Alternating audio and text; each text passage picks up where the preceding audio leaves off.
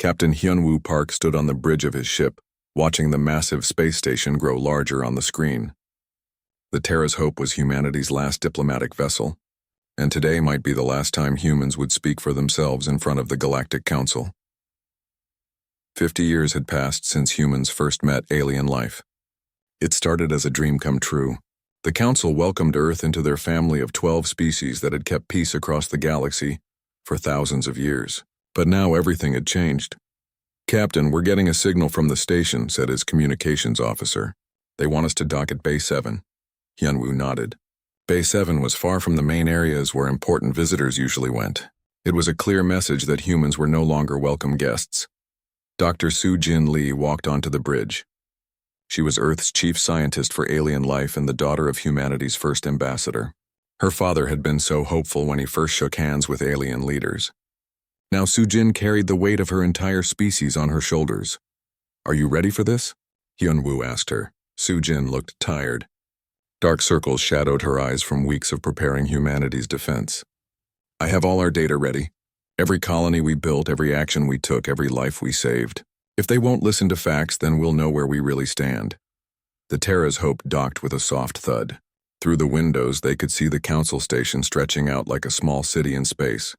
Ships from dozens of species moved around it like busy insects. But Hyunwoo noticed something troubling. Most of the ships were military vessels, not the usual mix of traders and diplomats. As they walked through the station's corridors, alien beings stepped aside and stared. Some looked curious, others seemed afraid. A few appeared angry. Hyunwoo had learned to read basic emotions in most Council species over the years, and none of what he saw looked good for humanity. The Council chamber was a huge round room with seats arranged in circles. At the center sat the 12 leaders of the major species. Chancellor Morthek of the Vothak floated in a bubble of glowing energy. The Vothak looked like living starlight wrapped in flowing robes. They were known for their mental powers and their role as mediators. Next to Morthek sat Arbiter Clickthis of the Zephyrians. The insect-like beings' forearms moved constantly, tapping out complex patterns that served as their language. The Zephyrians were masters of biology and had helped cure diseases across the galaxy. Other Council members filled the remaining seats. The metal-bodied Nexari with their glowing computer minds. The gas-floating ethereals who never seemed to fully exist in normal space. The rock-like granite coalition who thought in terms of centuries rather than years. Hyunwoo and Soo-Jin took their places in the center of the room. Around them, hundreds of other species sat in the gallery seats. These were the smaller civilizations that belonged to the Council, but had no vote in major decisions. Chancellor Morthek's voice filled the room without sound, speaking directly into everyone's mind. "We gather today to address the human problem. In 50 years, this species has shown behaviors that threaten galactic peace." Soo-Jin stepped forward. "Honored Council members, humanity requests the chance to respond to these charges." "You will have your chance," Arbiter Clickthis replied, her words translated by machines. "But first, let the record show the crimes." A hologram appeared in the center of the room showing star maps. Red dots marked human colonies that had spread across 47 star systems. To Hyunwoo, it looked like natural growth, but he knew the Council saw something else. "Exhibit 1, Morthek continued. "Unauthorized expansion into disputed territories. The humans established colonies on worlds claimed by 3 different species, ignoring peaceful solutions." Soo-Jin's jaw tightened. Those disputed worlds had been empty for centuries. The previous inhabitants had died from natural disasters long before humans arrived, but she waited for her turn to speak. "Exhibit 2. Refusal to share advanced technology. The humans developed faster-than-light travel methods that surpass Council standards, but they keep these secrets to themselves." This charge hurt because it was partly true. Human scientists had made breakthroughs in space travel that impressed even the ancient Council species. But sharing that technology meant giving up one of humanity's few advantages in a galaxy where they were newcomers. Exhibit 3. The Seoul Incident. The hologram changed to show a battle in space. Human ships, led by Admiral Taehyun Kim, were destroying a fleet of pirate vessels. The pirates had been attacking civilian ships for months, killing thousands of innocent beings from many species. The humans destroyed a contained threat without Council approval, Clickthis stated. These pirates were being studied for diplomatic solutions. The human attack ended all chances for peaceful resolution. Hyunwoo felt anger rising in his chest. Those contained pirates had killed his brother's family just days before the attack. The council's diplomatic solution had been going on for 6 months while civilians died. Finally, Soo-jin was allowed to speak.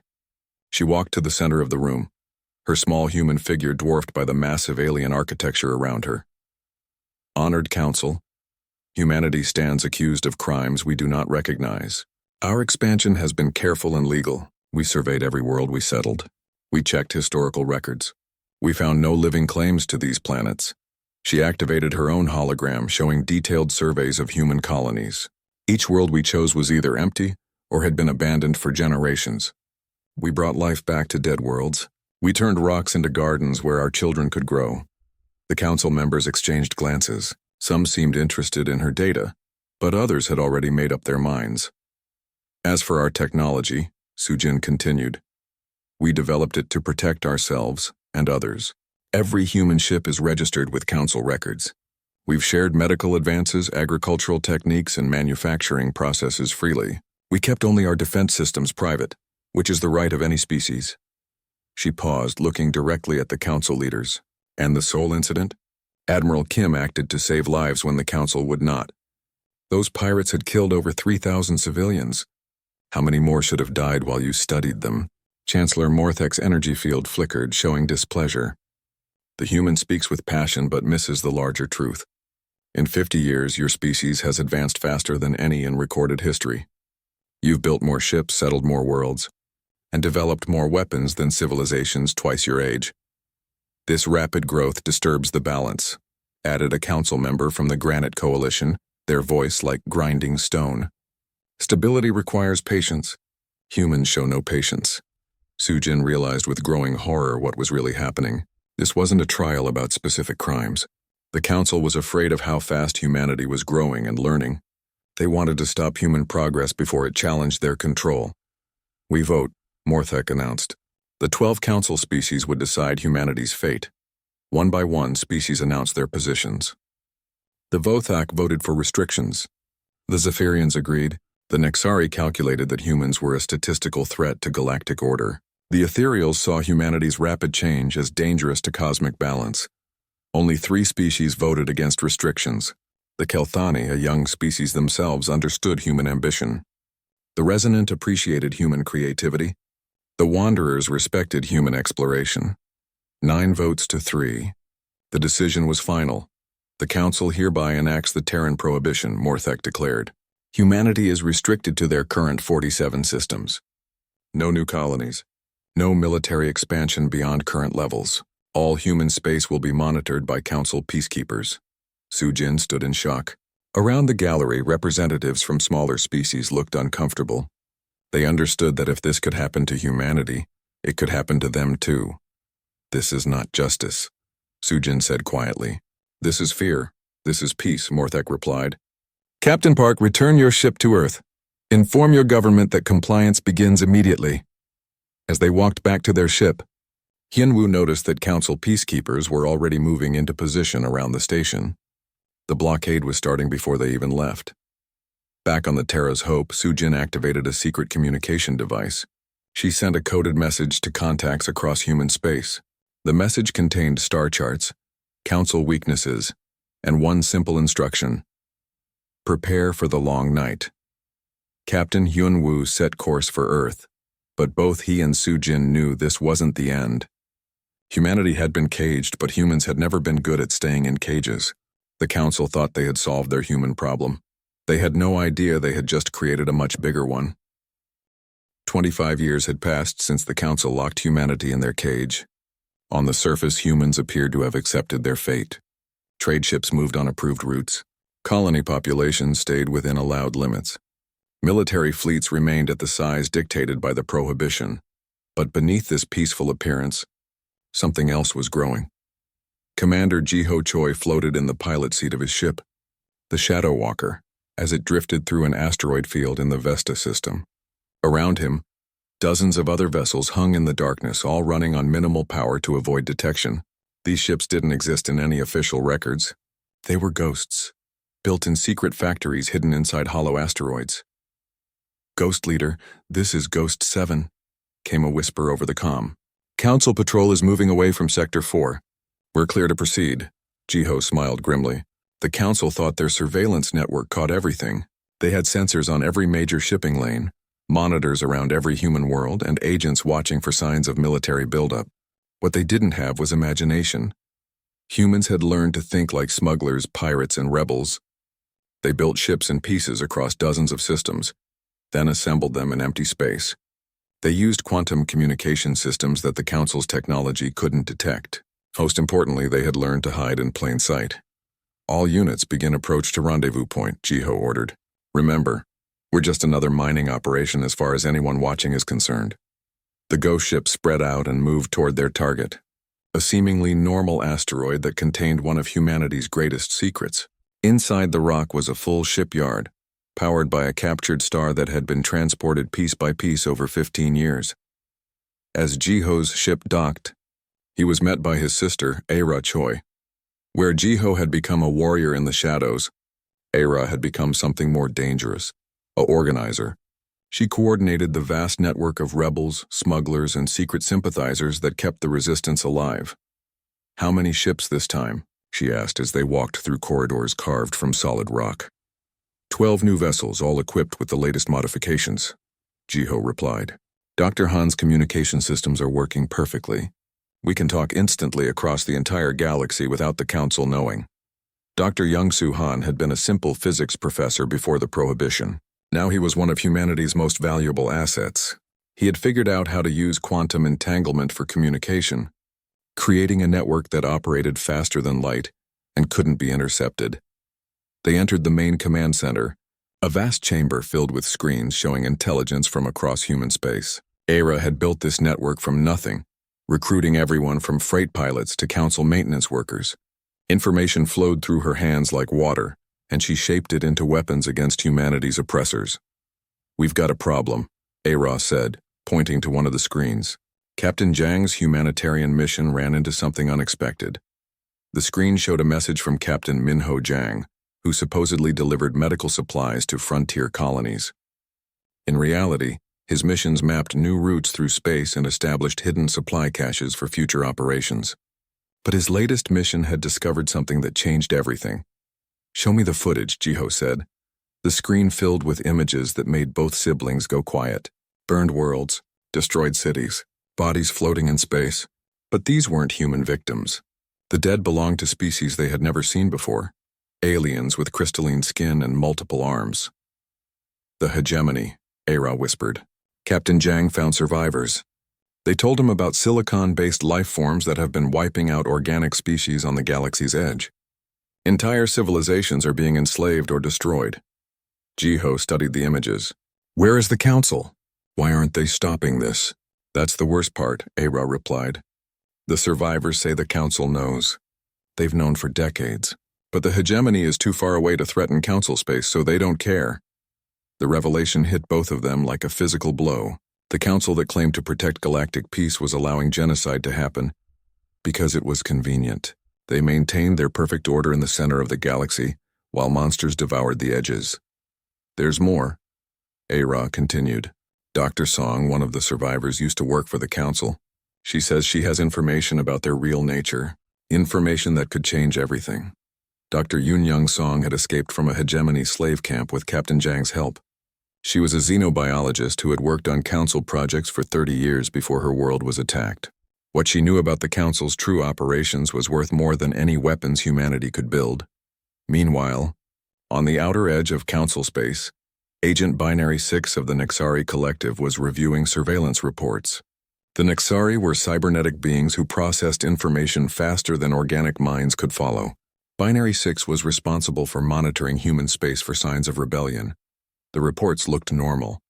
Trade was steady. Population growth was within acceptable limits. Military activity showed no unusual patterns. By every measure the Nexari could calculate, humans had accepted their place in the galactic order. Binary 6 didn't understand that humans had learned to lie with data. Every shipping manifest was accurate, but didn't mention the hidden compartments. Every population count was correct but didn't include the secret colonies. Every military report was truthful but ignored the ghost fleets. The Nexari saw what humans wanted them to see: a defeated species that had learned to obey. In the Titan shipyards around Saturn, thousands of workers maintained the facade. They built the civilian ships that Council monitors expected to see. They processed the trade goods that kept human colonies supplied. They followed every regulation and reported every activity, but in the deeper levels of the shipyards, other work was happening. Engineers took apart captured Council technology and learned how it worked. Scientists developed new weapons based on alien designs. Workers assembled components that would later become warships in hidden locations. The genius of the operation was that it used the Council's own rules against them. Humans were allowed to maintain their current technology level. They could repair and replace existing equipment. They could conduct research for peaceful purposes. Within those guidelines, human creativity found 1,000 ways to prepare for war. Captain Minho Jung brought Dr. Song to the Titan yards for debriefing. She was a small woman with tired eyes who had seen too much death. But when she spoke about the Council, her voice carried the weight of absolute truth. "You think the Council is a government," she told the assembled resistance leaders. "But it's not.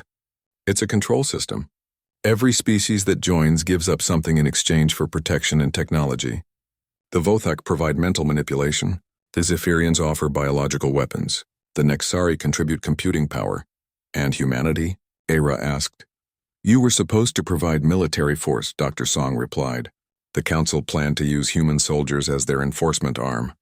When you proved too independent, too creative, too dangerous to control, they decided to contain you instead." The room fell silent as the implication sank in. Humanity hadn't been punished for crimes. They had been imprisoned because they refused to become the Council's attack dogs. Dr. Song continued. "But there's something else. The Council isn't as strong as they pretend. Most member species maintain only token military forces. They rely on reputation and fear rather than actual power. The only time they've faced a real military threat was 300 years ago, and they barely survived." Jiho leaned forward. "What kind of threat?" "A species called the Void Stalkers. Silicon-based life forms that consumed entire worlds." Dr. Song's expression darkened. "The Council claims they were destroyed, but I think they just left. I think they moved to the galaxy's edge and became what we now call the hegemony. The pieces were falling into place. The Council had faced one real enemy in their history and had never forgotten how close they came to losing. Now they saw the same potential threat in humanity's rapid growth and military innovation. They're afraid of us," Era realized. "That's why they acted so quickly. That's why the restrictions were so harsh. Fear makes them dangerous," Dr. Song warned. "But it also makes them predictable. They have weapons hidden throughout the galaxy that can destroy entire star systems. If they ever decide humanity is too dangerous to contain, they'll use them." The meeting continued for hours as Dr. Song shared everything she knew about Council technology, politics, and hidden weapons. By the end, the resistance leaders understood that they weren't just fighting for human freedom. They were racing against time before the Council decided to solve their human problem permanently. As the meeting broke up, Jiho pulled his sister aside. "How many allies do we have among the other species?" "More than you might think," Era replied. "The Council has contained dozens of civilizations over the centuries. Many of them are waiting for someone to make the first move. And the Ghost Fleet? 300 ships and growing. All equipped with the best technology we can build or steal. We're not strong enough to fight the entire Council yet, but we're getting close." Jiho nodded, looking out at the busy shipyards where thousands of humans worked to build their hidden rebellion. Dr. Yunyoung Song stood before a massive holographic display in the hidden command center beneath Titan's surface. The intelligence she had brought from the Galactic Rim was valuable, but what they needed now was proof. The Resistance needed to know exactly what they were fighting against and, more importantly, how to win. "The archive ship is 3 light-years from here," she explained to the assembled team. "It's been drifting in empty space for 50 years, officially decommissioned but still containing the Council's deepest secrets." Lieutenant Colonel Dayuan Park studied the ship's specifications on her tablet. She was Captain Hyunwoo Park's daughter, born just before the Prohibition began. Unlike her father's generation, which had tried diplomacy, Da-un had grown up knowing that humans would eventually have to fight for their freedom. "Security systems?" she asked. "Minimal," Dr. Song replied. The Council thinks the ship is too well hidden for anyone to find. They never imagined that someone with my access codes would defect. Senior Engineer Woo-Jin Kim looked up from his analysis of the ship's computer systems. He was one of humanity's best technology specialists, capable of breaking into almost any alien system. I can crack their encryption, but I'll need physical access to the main computers. The mission was dangerous but necessary. If Dr. Song was right about the archive ship containing historical records, they might finally understand the Council's true nature and find weaknesses to exploit. Dalian assembled a small team for the infiltration. Besides herself, Dr. Song, and Engineer Kim, they brought along 2 specialists in alien technology and a combat medic. Their ship, the Whisper, was one of the newest ghost vessels, equipped with the best stealth systems humanity could build. The journey to the archive ship took 2 days through hyperspace routes that didn't officially exist. When they dropped back into normal space, the ancient vessel appeared on their screens like a metal tomb, floating in the void. "It's bigger than I expected," Daun muttered. The archive ship was over 1 kilometer long, built in the elegant curves that marked Vothak architecture. Dark metal panels covered its hull and no lights showed in its windows. "Most of the ship is storage," Dr. Song explained. "The Council keeps copies of every document, every treaty, every secret they've accumulated over 3,000 years. It's their insurance policy." Docking with the archive ship was surprisingly easy. Dr. Song's access code still worked, and the automated systems welcomed them aboard as if she were still a trusted Council scientist. Emergency lighting activated as they moved through the corridors, revealing chambers filled with data storage devices from dozens of different species. Engineer Kim whistled softly as they passed room after room of archived information. "There's enough data here to keep our analysts busy for centuries." "We don't have centuries," Daun reminded him. "Find the historical files Dr. Song mentioned. Then we get out." They made their way to the ship's central core, where the oldest and most sensitive information was stored. Dr. Song led them through security checkpoints that recognized her genetic signature, past vaults containing artifacts from civilizations that no longer existed. Finally, they reached the main computer core. It was a crystalline structure that pulsed with soft light, containing the memories of an entire galaxy. Engineer Kim connected his equipment to the alien system and began his work. "I'm in," he announced after an hour of careful hacking. "The historical archives are massive. Where do I start?" Dr. Song gave him specific search parameters. "Look for Council formation records, member species integration protocols, and anything about the extinction events." As Kim worked, streams of data flowed across the holographic displays around them. Most of it was in alien languages, but translation programs quickly converted the text into human-readable form. What they found was worse than any of them had imagined. "The Council wasn't formed to keep peace," Kim said, his voice filled with disbelief. "It was created to control the galaxy." The historical records painted a clear picture. 3,000 years ago, several ancient species had realized that younger civilizations were advancing too quickly. New species were developing technologies that threatened the established order. Wars were breaking out as different groups competed for resources and territory. The solution had been elegant and horrible. Instead of fighting each new species, the elder races would invite them to join a galactic council. They would offer technology, protection, and prosperity in exchange for cooperation. But cooperation meant accepting limits on growth, military strength, and independence. "Look at this," Dr. Song called out, pointing to a section of records. "Species integration protocols. Every new member is assigned a specific role in the Council's structure. The Vothak provide mental manipulation and diplomatic skills. The Zephyrians contribute biological research and population control. The Nexari offer computational power and surveillance." Dayun felt sick as she read through the files. They're not governing the galaxy. They're farming it. Each species provides something useful while being prevented from becoming a threat. The record showed that humanity had been assigned the role of military enforcement. Human soldiers would have been used to suppress other species that refused to join the Council or tried to break free from its control. When humanity proved too independent for this role, the Council had decided to contain them instead. But there was worse to come.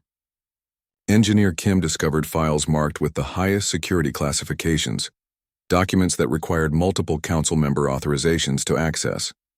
With Dr. Song's help, he bypassed the restrictions and opened humanity's darkest discovery.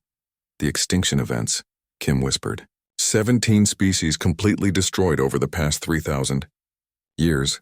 The files contained detailed records of civilizations that had refused to join the Council or had tried to rebel against its authority.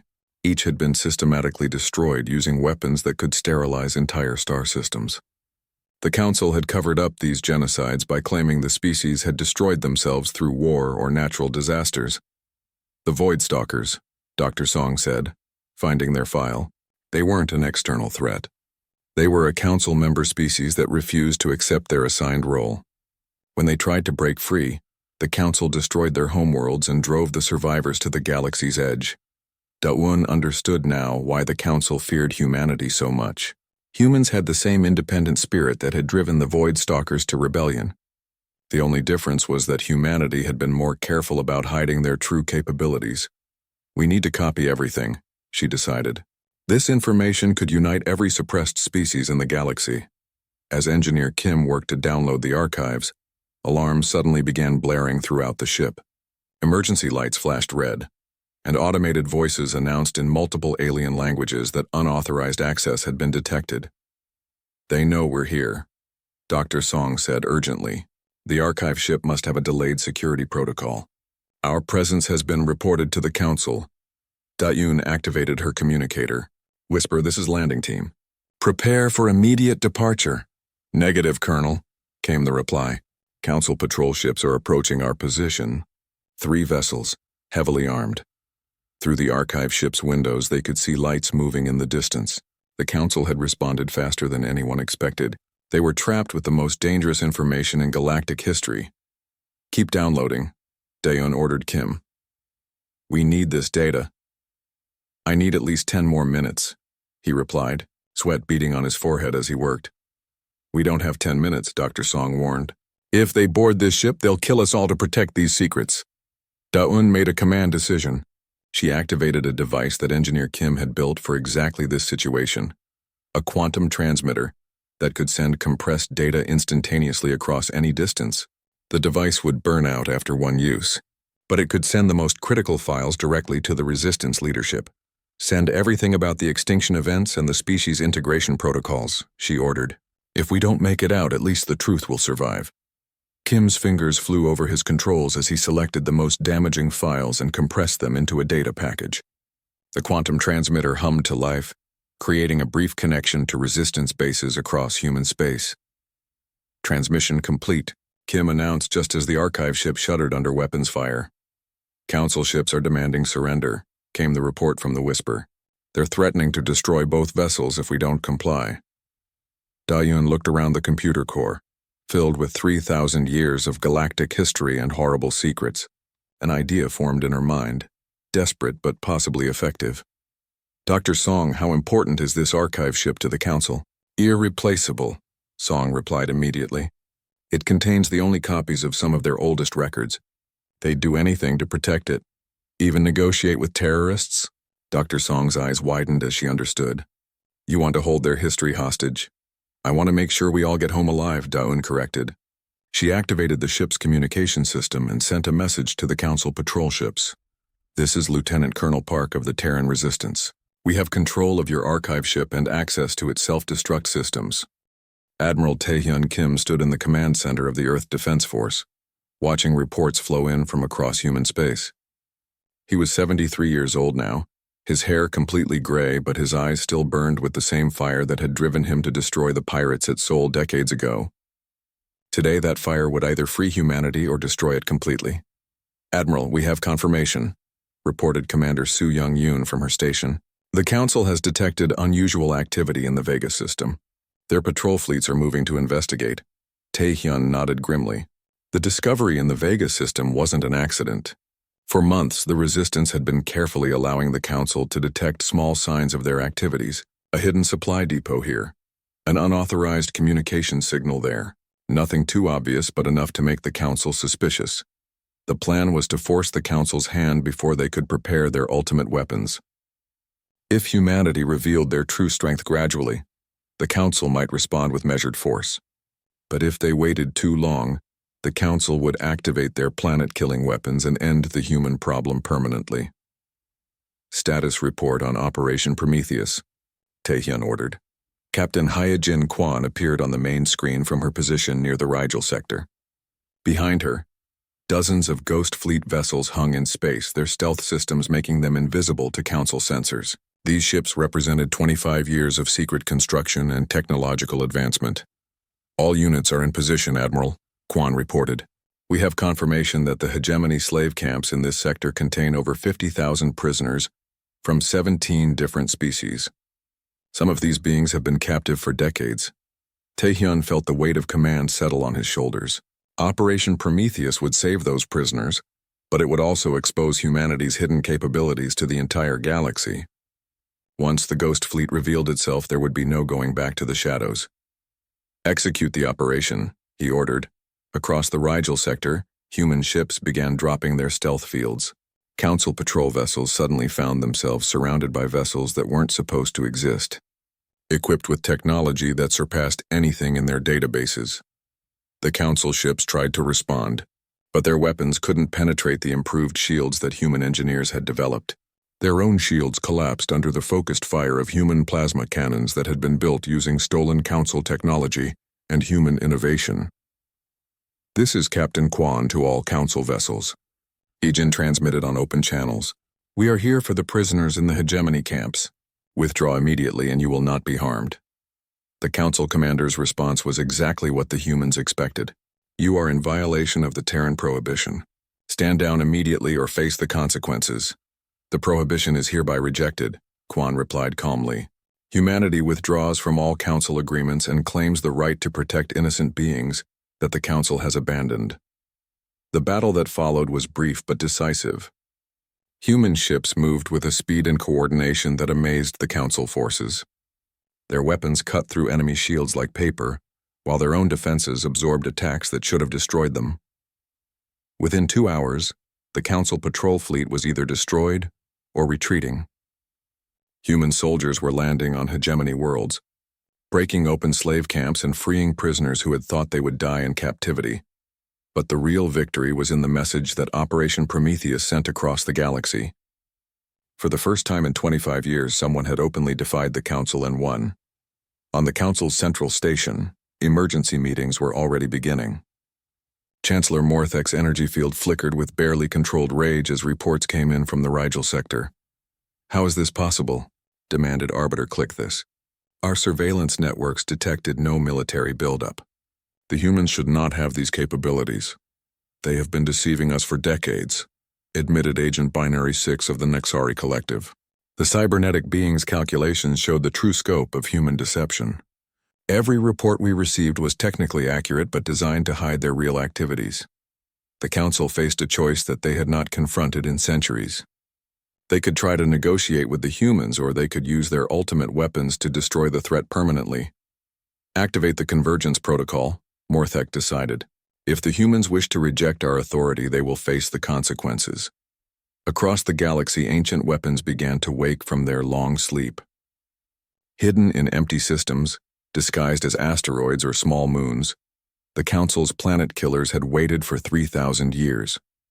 Each weapon could destroy an entire star system, turning suns into supernovas and planets into cosmic dust.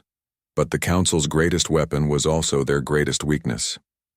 Dr. Kyung-ho, they had spent 15 years studying quantum mechanics and gravitational physics, preparing for exactly this moment.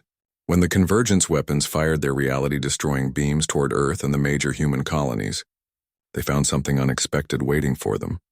Massive gravity well generators, hidden in systems the Council thought were empty, redirected the quantum disruption beams away from their targets. The weapons that should have ended human civilization instead carved harmless paths through empty space. Impossible, breathed Chancellor Morthek as reports of the failed attack reached the Council chamber. No species has ever developed countermeasures to the convergence weapons. The humans are not like other species, observed one of the few Council members who had voted against the original prohibition. They adapt. They overcome. They refuse to accept limitations. The failed execution order was a declaration of war that echoed across the galaxy. Within hours, human forces were emerging from hiding in dozens of systems simultaneously. The Ghost Fleet revealed itself in all its terrible glory. 300 ships built with the best technology humanity could steal, adapt, or invent. General Haewon Choi, daughter of Commander Ji-ho Choi and representative of the new generation of human military leaders, coordinated the offensive from her flagship. She had been born into the resistance and raised for war, knowing that this day would eventually come. "All units, this is General Choi," she transmitted to the assembled fleet. "Today we break the chains that have bound humanity for 25 years. Today we free not just ourselves, but every species that the Council has oppressed." The human assault was unlike anything the galaxy had seen in millennia. Instead of attacking Council core worlds, human forces struck at the prohibition zones where other suppressed species had been contained. Prison worlds were liberated. Monitoring stations were destroyed. Secret facilities were captured and their technologies stolen. Captain Jun Seo-nam led the liberation of Kepler 442b, the neutral world where the Council had first pronounced humanity's sentence. As human soldiers secured the planet, they discovered something that made the war personal: mass graves containing the remains of species that had refused to join the Council, but humanity wasn't fighting alone. Dr. Song's intelligence had helped the resistance contact other suppressed civilizations, and many had been quietly preparing for this moment. The Kelthani provided biological weapons that could shut down Zephyrian technology. The Morphic contributed shape-shifting infiltrators who had been gathering intelligence for decades. The Resonant offered harmonic weapons that could shatter Council ships from the inside. The Council found themselves fighting not just humanity, but a coalition of 17 different species that had been secretly coordinating their resistance efforts. Each brought unique capabilities that the Council had never cataloged because they assumed these civilizations were properly contained. "We have underestimated the scope of this rebellion," admitted Arbiter Clickthus during an emergency council session. "The humans have united our enemies against us. Then we must divide them," Chancellor Morthek replied. "Offer the other species their freedom if they abandon the humans. Promise them anything they want." But the offers fell on deaf ears. The liberated species had seen the Council's secret archives, transmitted by human quantum networks to every corner of the galaxy. They knew about the extinction events. They understood that the Council's promises were lies designed to maintain control. The war that followed was unlike anything in galactic history. Instead of massive fleet battles, it was fought through sabotage, liberation, and the gradual collapse of Council authority. Human engineers turned Council weapons against their creators. Morphic infiltrators disabled defense systems from within. Resonant harmonics shattered the mental networks that the Vothak used to coordinate their forces. Within 6 months, half of the Council's member species had either withdrawn from the organization or switched sides entirely. Many had never wanted to be part of the control system, but had been too afraid to resist alone. Admiral Tae-hyun Kim watched the reports from his command center, feeling a mixture of pride and sadness. The war was going better than anyone had dared hope, but it was costing lives on both sides.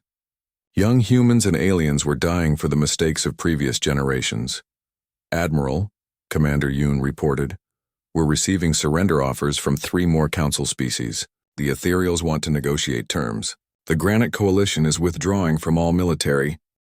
President In-soo Kim stood among the twisted wreckage of what had once been the Council's central station. 2 years had passed since the war began, and the ancient seat of galactic power was now a memorial to the species that had been destroyed by those who claimed to protect peace.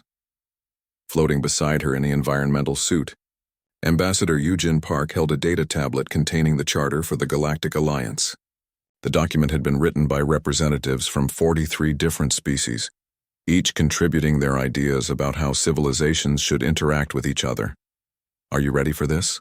Eugene asked through her suit's communicator. In-soo nodded, looking out at the assembled fleet that surrounded the ruined station.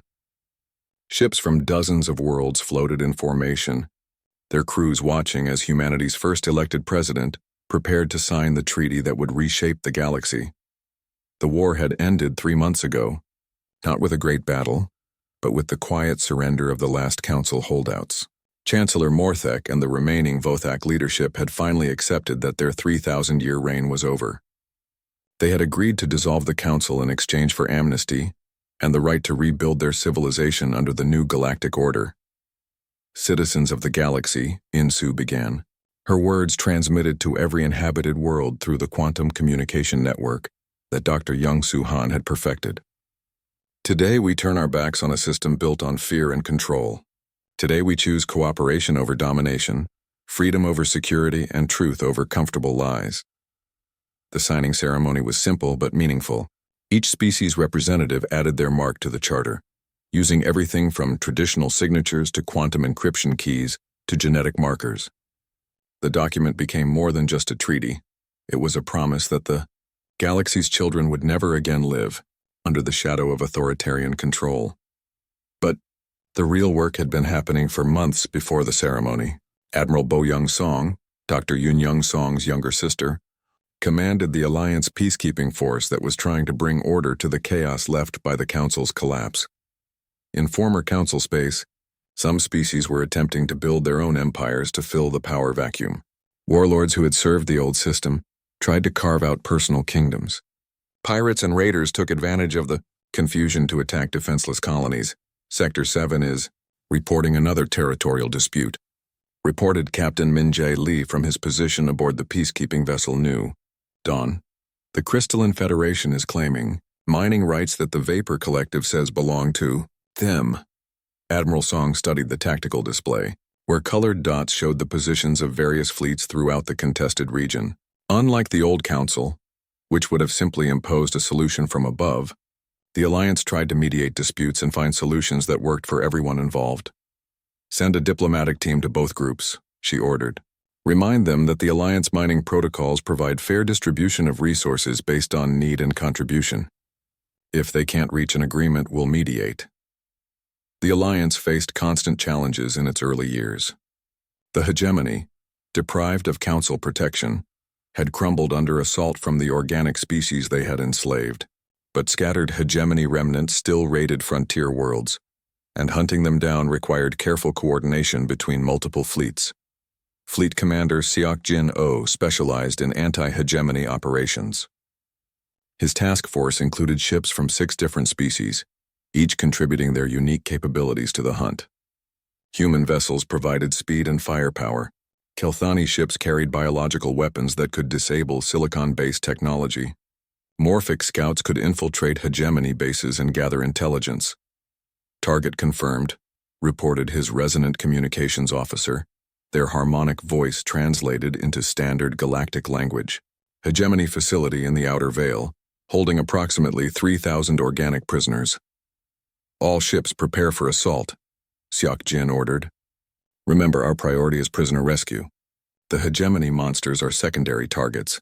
These operations were dangerous but necessary. Every freed slave camp, every destroyed hegemony facility, sent a message across the galaxy that the new order would protect those who couldn't protect themselves. Meanwhile, the Alliance was building something unprecedented in galactic history, a true technological sharing network. Dr. Mi-young Kang, now head of the Alliance Science Council, oversaw the careful distribution of advanced technologies that had been hoarded by the Council for millennia. The quantum communication system is now active in all 43 member systems, she reported during a Alliance Council meeting. Real-time communication across the galaxy is becoming routine. We're also seeing rapid advancement in medical technology as species share their biological knowledge. The transformation was remarkable. Diseases that had plagued civilizations for centuries were being cured through collaborative research. Agricultural techniques developed on one world were feeding hungry populations on dozens of others. Manufacturing methods were being improved and shared freely. But the greatest achievement was the new Terra, humanity's first planet-sized vessel. Built using technology shared freely among Alliance members, it represented everything the new galactic order stood for. Instead of being a weapon of conquest, it was a mobile city designed for exploration and peaceful contact with unknown civilizations. Captain Dongwoo Lee, son of a resistance fighter who had died during the war, commanded the massive vessel as it prepared for its maiden voyage beyond the galactic rim. His crew included beings from 23 different species, working together in ways that would have been impossible under the old Council system. All departments report ready for departure. announced his Nexari science officer, their cybernetic voice carrying notes of excitement that would have been impossible under the collective consciousness that had once controlled their species. Set course for the Magellanic Clouds, Dongwu ordered. Let's see what's waiting for us out there. The new Terra engaged its hybrid drive system, combining human FTL technology with Vothak spacefolding techniques and ethereal dimensional manipulation. The massive ship disappeared into a swirl of distorted spacetime, heading for regions that no galactic civilization had ever explored. Back in Alliance space, the transformation continued. The old Council's prohibition zones were being turned into free trade areas. Species that had been contained for centuries were expanding again, their populations growing and their technologies advancing. President In-Soo Kim received regular reports on these developments from her office on New Geneva, the Alliance's capital world. The planet had been chosen specifically because it had no previous political significance, a fresh start, for a new kind of galactic civilization. The integration process is going better than expected, reported Ambassador Eugene Park during their weekly briefing. We've had some minor disputes over resource allocation and territorial boundaries, but nothing that couldn't be resolved through negotiation. And the former council species? Adapting surprisingly well. The younger generations especially seem relieved to be free from the old control systems. The Vothak are developing individual personalities for the first time in millennia. The Nexari collective has split into thousands of independent minds. Even the Zephyrians are experimenting with democratic decision-making. In-Soo smiled, but she knew the real test was still coming.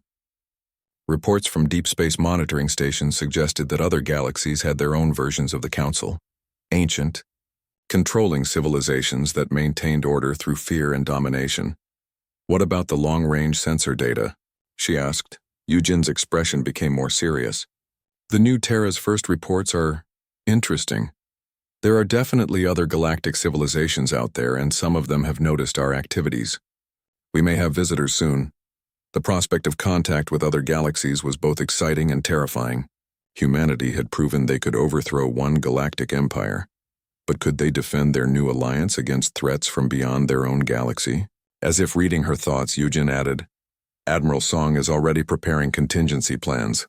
The Alliance military is small compared to what the Council used to field, but it's much more flexible and innovative. If we face external threats, we'll adapt. That adaptability had become humanity's greatest gift to the galaxy.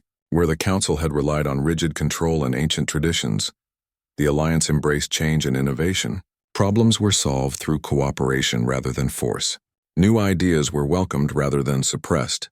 The transformation wasn't complete and might never be. Building a truly free galactic civilization was a work that would take generations.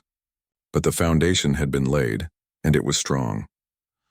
As President In-Soo Kim looked out at the stars from her office window, she thought about the journey that had brought them here. 50 years ago, humanity had been a young species taking its first steps into a larger universe. 25 years ago, they had been prisoners in a cage built by those who feared their potential.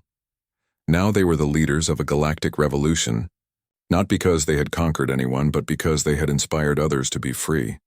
The old galaxy was dead, ruled by fear and maintained through oppression.